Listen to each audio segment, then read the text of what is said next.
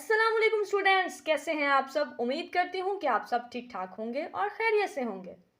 आज के लेक्चर में हम डिस्कस करेंगे टाइप्स ऑफ डिस्काउंट्स को और साथ साथ हम जनरल एंट्रीज बनाएंगे जिसके अंदर डिफरेंट टाइप्स ऑफ डिस्काउंट को डिस्कस किया जाएगा ताकि आपके डिटेल कॉन्सेप्ट क्लियर हो सके। तो वीडियो स्टार्ट करने से पहले अगर तो आप मेरे चैनल पर नए हैं और आपने अभी तक मेरे चैनल को सब्सक्राइब नहीं किया तो काइंडली मेरे चैनल को सब्सक्राइब कर दें और वीडियो को लाइक करना तो बिल्कुल भी ना भूलिएगा। तो स्टार्ट करते हैं अपना लेक्चर। बिस्मिल्लाहिर्रहमानिर्रहीम। फर्स्ट ऑफ ऑल जी वो कहता है ट्रेड डिस्काउंट। ट्रेड डिस्काउंट क्या होता है? बड़ा सिंपल सा, और ट्रेड डिस्काउंट के रिलेटेड डिटेल कॉन्सेप्ट मेरे प्रीवियस लेक्चर्स में भी मेंशन है। अगर आपको डिटेल कॉन्सेप्ट लेना है तो आप मेरी प्रीवियस वीडियो को सर्चिंग कर सकते हैं। नाउ इधर मैं आपकी कॉन्सेप्ट, छोटा सा कॉन्सेप्ट आपको दे देती हूँ कि ट्रेड डिस्काउंट क्या कहते हैं, किसको कहते हैं।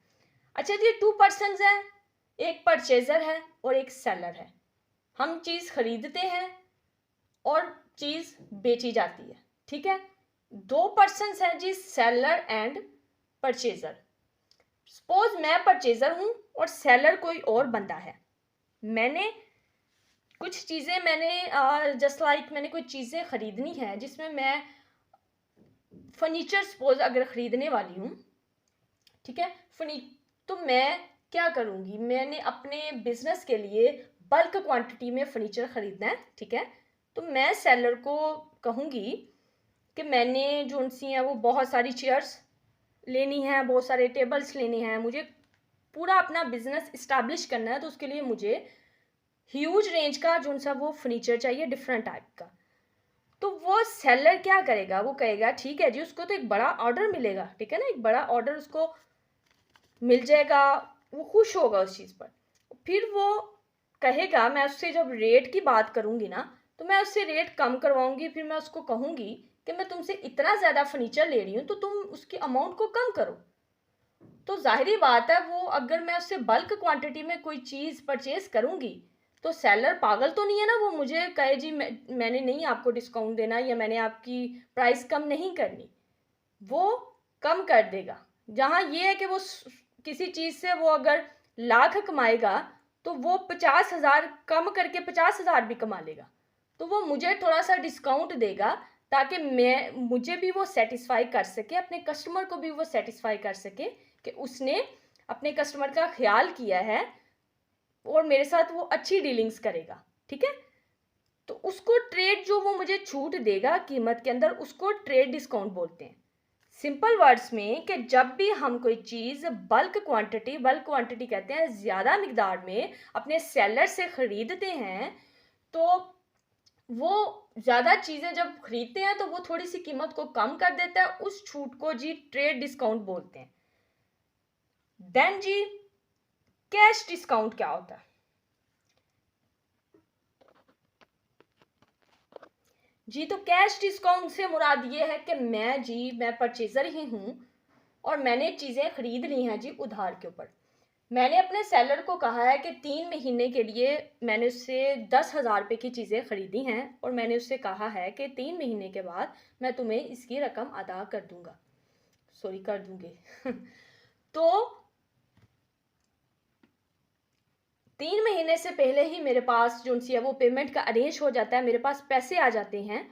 तो मैं 2 महीने के अंदर अंदर उसको पैसे दे देती हूँ या 1 मंथ के बाद ही मैं उसको पैसे दे देती हूँ। अब वो सेलर तो खुश हो जाएगा कि एक कमिटमेंट जी 3 मंथ्स की हुई थी और मेरे परचेजर ने मुझे 3 महीने से पहले ही जो सी है वो रकम अदा कर दी है। तो वो थोड़ा खुश हो के ना मुझे थोड़ा सा ना वो डिस्काउंट दे देगा, वो उस चीज़ की कमी कर देगा। जस्ट लाइक उसने 10,000 मुझसे रिसीव करना था तो माइट भी पॉसिबल वो 9,500 मुझसे रिसीव कर ले या 9,000। वो मुझे थोड़ी सी डिस्काउंट देगा, वो छूट देगा, तो उसको कैश डिस्काउंट बोलते हैं। ट्रेड डिस्काउंट सिंपल, जब बल्क क्वांटिटी में हम चीज़ लेते हैं और वो हमें एक राइट मिलती है, उसको ट्रेड डिस्काउंट।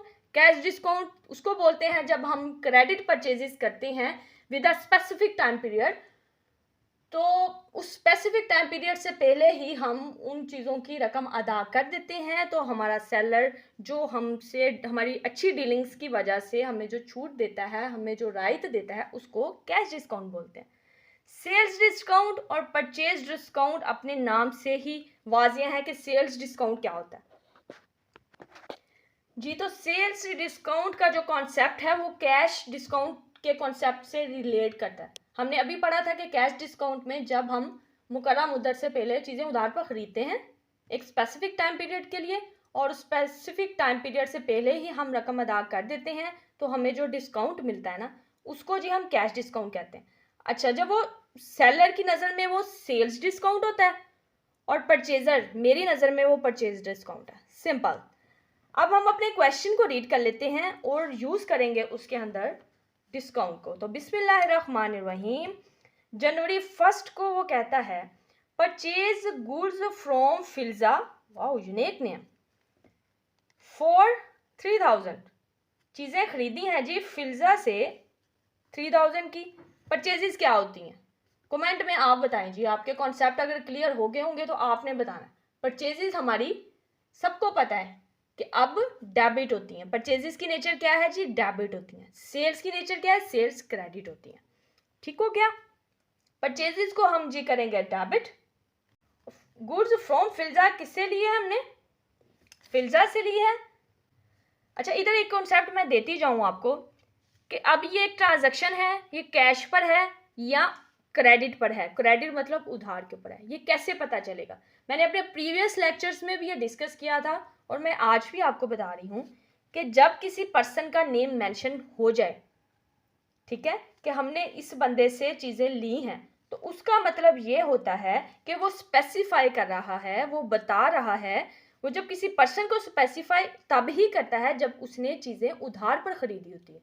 जब हम किसी चीज़ की पेमेंट दे के चीज़ खरीदते हैं ना, जस्ट लाइक हम बाज़ार जाते हैं, हम कोई चीज़ खरीद के लाते हैं ना, तो हम दुकानदार से नाम नहीं पूछते, हम उसको पैसे देते हैं और अपनी चीज़ ले आते हैं। लेकिन ऑन द अदर हैंड मैं उससे उधार के ऊपर चीज़ खरीदूंगी ना, तो वो मैं उसका कार्ड भी लूँगी, वो मुझसे मेरा नेम भी पूछेगा, वो कॉन्टैक्ट नंबर भी पूछेगा, वो जो उनसी मेरी रेजिडेंस का भी पूछेगा, क्योंकि उसने रिकवरी करनी है। ठीक है, उसने वो पैसे वसूल करने हैं मुझसे। तो जब वो किसी पर्सन को स्पेसिफाई कर दे, इसका मतलब ये होता है कि ये हमारी परचेजेस क्रेडिट के ऊपर है, क्योंकि कैश परचेजेस के अंदर किसी को स्पेसिफाई करना ज़रूरी नहीं होता। तो इसकी हम जर्नल एंट्री करेंगे। परचेजेस हमारी डेबिट होती हैं और जिस पर्सन से हमने परचेजेस की हैं उसके नाम को हम मेंशन करेंगे, तो फिल्जा के नाम को हम क्रेडिट कर देंगे। तो जर्नल बना लेते हैं, देन इसकी जर्नल एंट्री फिर करते हैं जी। तो मैंने जर्नल बना लिया है। जो इधर हम डेट लिख लेते हैं जी, देन पर्टिकुलर्स या डिटेल,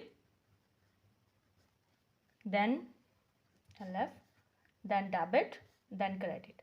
अच्छा, जर्नल बनाने से पहले जिसकी रिक्वायरमेंट्स है ना वो मैं आपको बता दूं कि फर्स्ट ऑफ ऑल तो आपने जिस पर्सन के नाम का हम जर्नल बना रहे हैं वो उसके ऊपर मेंशन करना है। देन आपने जिस डेट मेंशन करनी है, जहाँ से वो मंथ स्टार्ट हो रहा है या जहाँ से वो जो डेट दे रहा है वो मेंशन करनी है। देन फिर हमने मेंशन करना है कि हम जनरल जर्नल अकाउंट बना रहे हैं। ये आपने ऊपर से 3 लाइन्स को स्किप नहीं करना, ये आपने मेंशन करनी है, वरना आपका 1 नंबर काट लेगा एग्जामिनर।